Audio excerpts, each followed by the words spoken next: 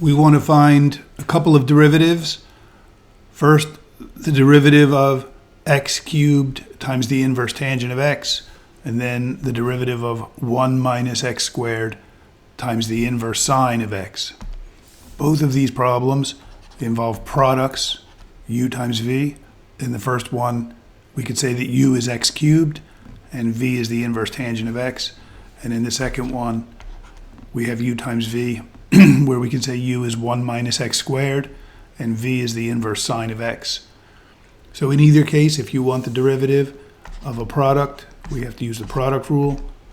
The derivative of the quantity u times v is equal to u prime times v plus u times v prime. So we need to know the derivative of x cubed, which from the power rule is 3x squared, and we need to know the derivative of the inverse tangent. So that one, all right here, the derivative of the inverse tangent is 1 over 1 plus x squared. So that would be our v prime, and the u prime is 3x squared. So our derivative is 3x squared, that's the derivative of u, times v, that's the inverse tangent of x, and then plus x cubed times v prime. And x cubed times v prime will give us the single fraction x cubed over 1 plus x squared. We could factor an x squared out of this. So we have x squared times 3x, sorry, no x there. It's the other one that has the x. 3 inverse tangent of x plus x over 1 plus x squared. Okay, so there are a couple of forms for the answer. And now for the second one, the derivative of u, the u prime, is negative 2x, and the v prime, the derivative of the inverse sine, the derivative of inverse sine of x, the formula there is 1 over the square root of 1 minus x squared.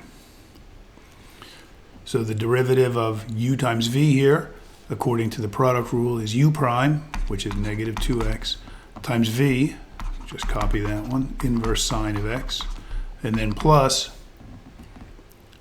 u, which is 1 minus x squared, times the derivative of the inverse sine, that's the v prime, and that's 1 over the square root of 1 minus x squared. And now this simplifies. If you have in general a over the square root of a, that is equal to the square root of a. You can check that. The square root of a times the square root of a, by definition of square root, gives you the number inside, which is a. So this simplifies to negative 2x inverse sine of x plus the square root of 1 minus x squared.